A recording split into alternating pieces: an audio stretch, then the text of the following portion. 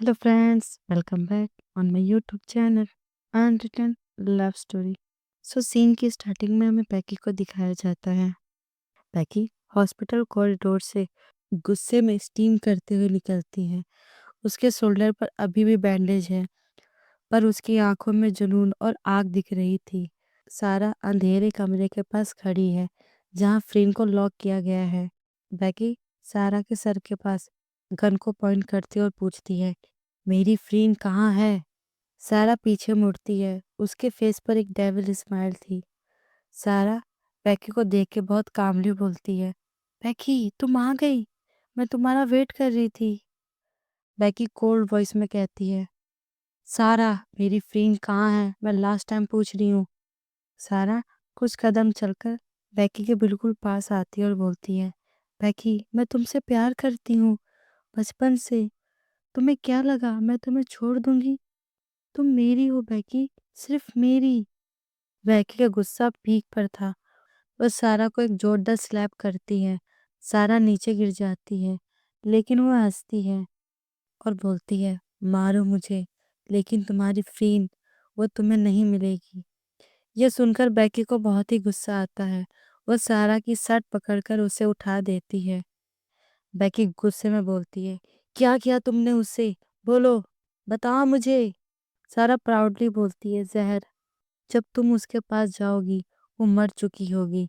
इतना बोलकर सारा हंसने लगती है। यह सुनकर बैकी की आंखों से आंसू नहीं निकलता, उसके आंखों से आग निकलता है। वह सारा के पैंट में अपने हाथ डालती है और जहर की बोतल उसके पैंट से बाहर निकालती है। बैकी डैडी लेकिन काम होकर बोलती है, यही जहर दिया ना तुमने उसे? सारा अपने सर को हाँ में नोट करती है। बैकी बोतल खोलती है। बैकी बोलती है, तुम मुझसे प्यार करती हो ना सारा? सारा अपना सर हाँ में हिलाती है और बोलती है, हाँ बैकी, मैं तुमसे प्यार करती हूँ। बैकी बोलती है, पता है सारा, मैं फ्रेंड के लिए ये जहर पी सकती हूँ। क्या तुम मेरे लिए ये जहर पी सकती हो? सारा का फेस बिल्कुल चेंज हो जाता है। वो बोलती है, बैकी बैकी, ये तुम क्या बोल रही हो? बैकी उसे देखकर स्माइल करती है और बोलती है, तुम मेरे लिए नहीं पी सकती, तुम मेरे लिए नहीं पी सकती, बट तुम्हें पीना पड़ेगा। पर तुम्हें ये पीना पड़ेगा। तुमने मेरी फ्रेंड को कैसे छुआ? इतना बोलकर बैकी बॉटल लेती है और उसके मुंह तक ले जाती है। बैकी बोलती है, अब पियो इसे। सारा के फेस पर डर साफ दिखता है। वो बोलती है, बैकी बैकी नहीं, मैं तुमसे प्यार। बैकी फोर्सफुली सारा के मुंह में वो जहर डालती है और बोलती है, पियो इसे। अगर मेरी फ्रेंड को कुछ हुआ तो तुम जिंदा नहीं रहोगी। वह जबरदस्ती सारा को जहर पिला देती है।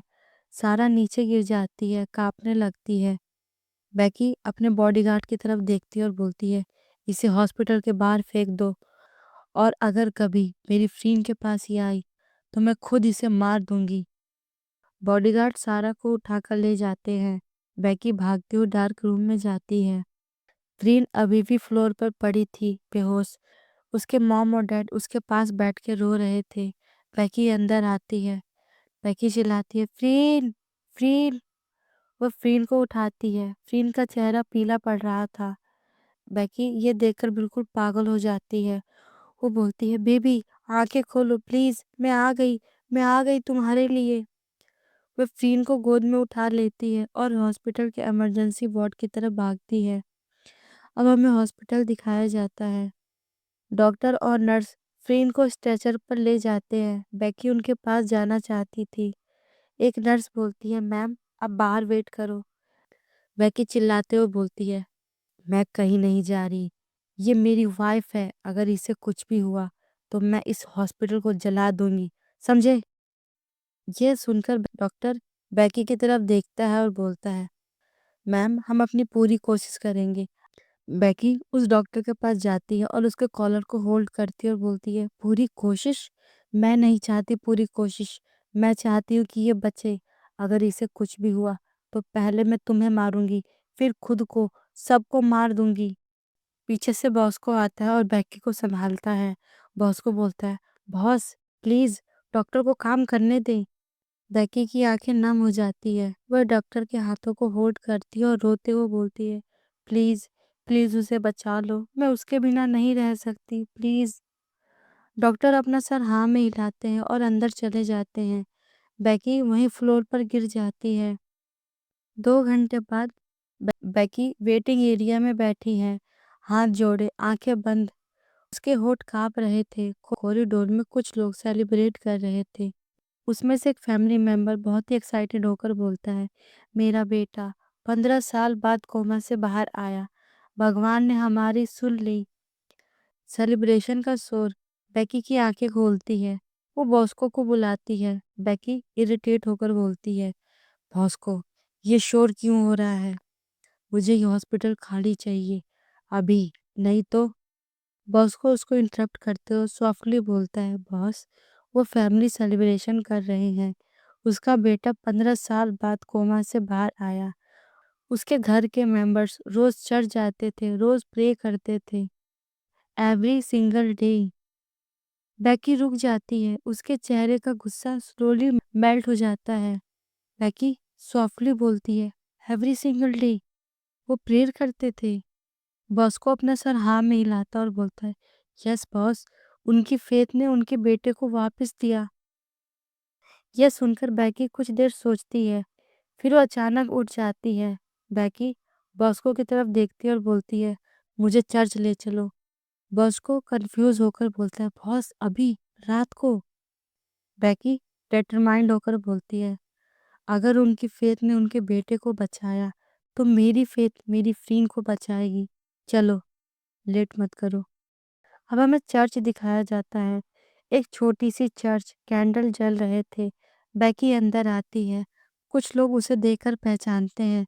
वो आपस में बोलते हैं, ये तो बेकी है ना? वो डॉन। कितने बिजनेस पार्टनर्स को धमकी दी, कितने लोगों को मारा। इसके पास तो सब कुछ है, इसे क्या चाहिए? लेकिन बेकी वो किसी की तरफ नहीं देखती। बेकी अल्टर के पास जाती है, घुटने के बल बैठ जाती है, अपने दोनों हाथों को जोड़ती है और आंखें बंद करती है। बेकी बहुत ही धीरे बोलती है, गॉड, मैंने कभी कुछ नहीं मांगा, कभी किसी के सामने सर नहीं झुकाया, लेकिन आज मेरी फ्रेंड, मेरी जान, उसकी लाइफ खतरे में है। प्लीज उसे बचा लो। जो सजा देनी है मुझे दो, मैं भुगतूंगी, बस उसे बचा लो। वो अपना सर झुकाती है। उसके आंखों से आंसू टपक रहे थे। 4 दिन बीत जाते हैं। बेकी अभी भी घुटने के बल बैठी है। उसके दोनों घुटने रेड हो गए हैं, सूजे हुए हैं। वह इन 4 दिनों में ना कुछ खाती है और ना कुछ पीती है, सिर्फ प्रेयर करती है। इधर बॉस को परेशान होता है। बॉस को धीरे से बोलता है, बॉस प्लीज कुछ खा लो, अब 4 दिन से आपकी तबीयत खराब हो जाएगी। बेकी अपनी आंखें खोले बिना बोलती है, जब तक मेरी फ्रेंड ठीक नहीं होगी मैं कुछ नहीं खाऊंगी। बॉस को बोलता है, लेकिन बॉस। बेकी फाइनली बोलती है, बस जाओ तुम यहाँ से, मेरी फ्रेंड के पास जाओ।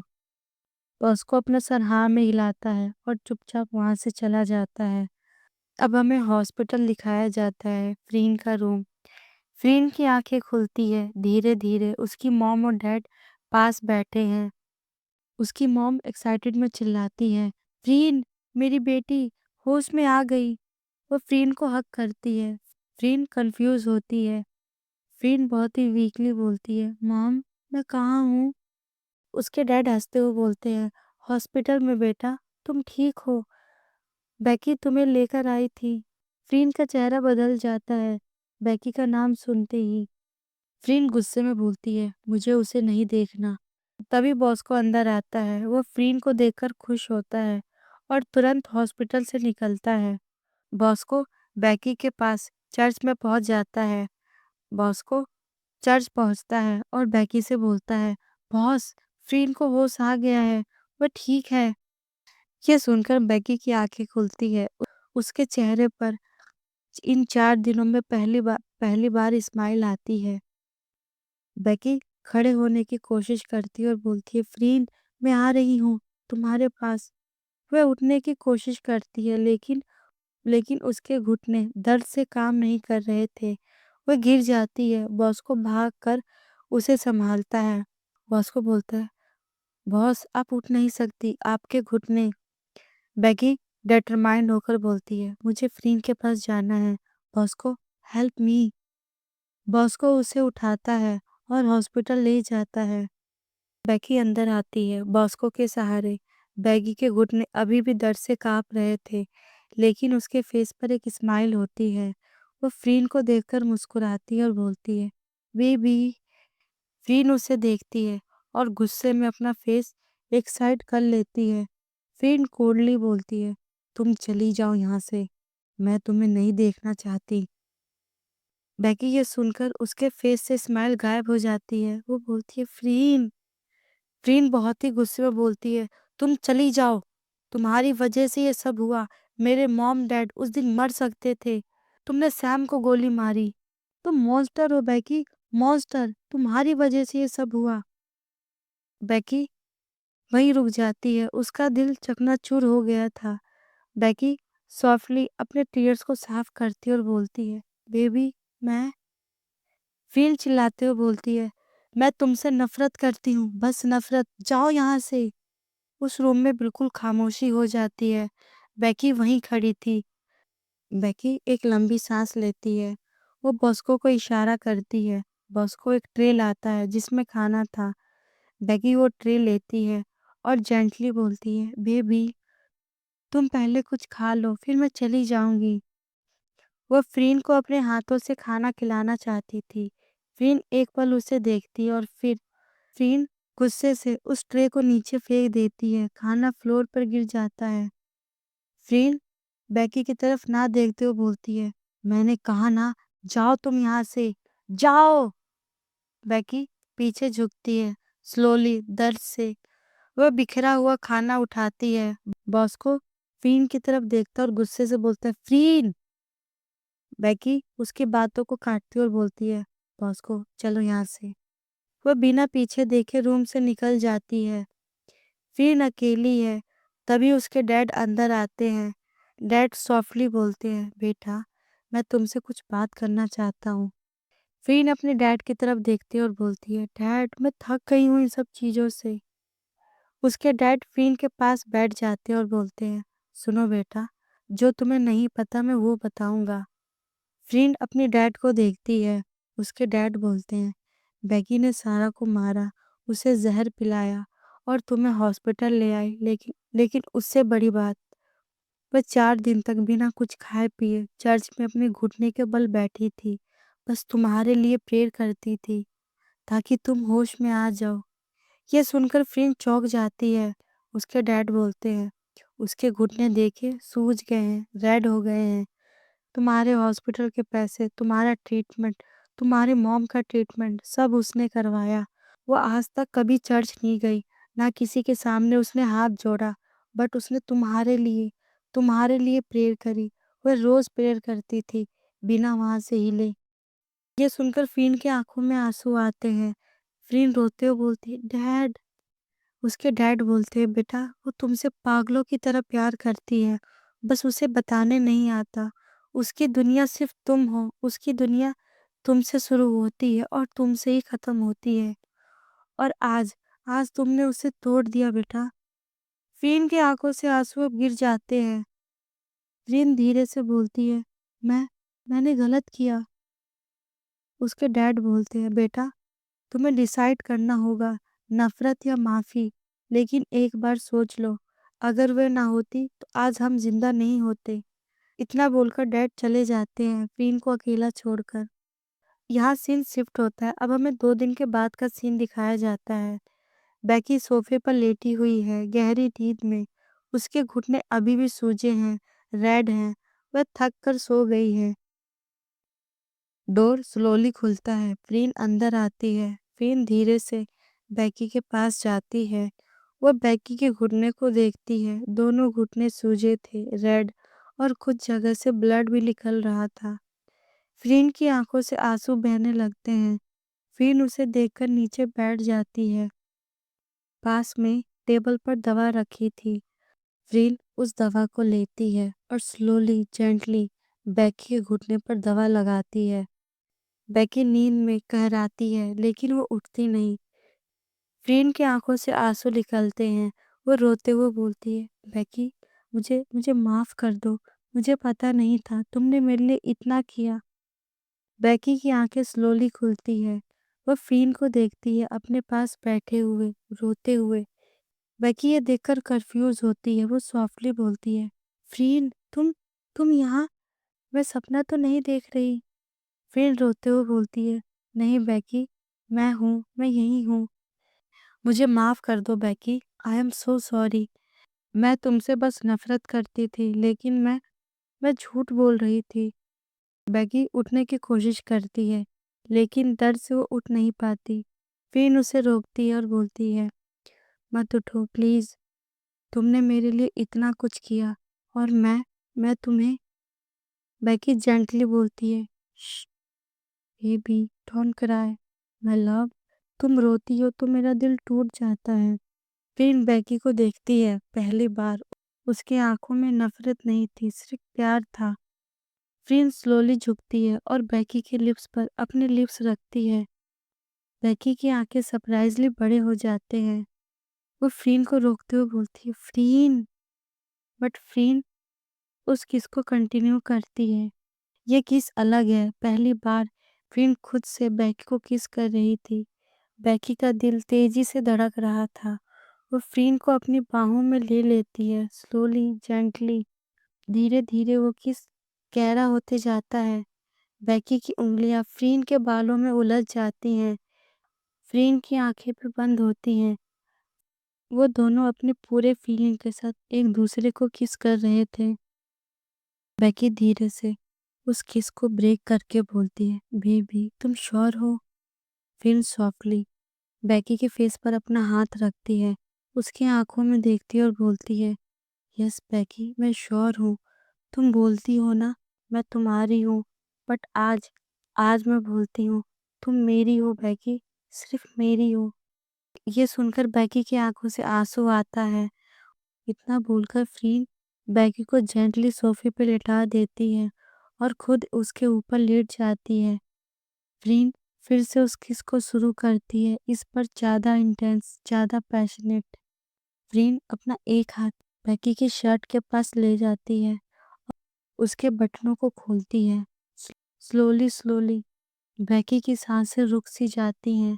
बैकी धीरे से बोलती है, फ्रीन, तुम्हें पता है मैं तुमसे कितना प्यार करती हूँ।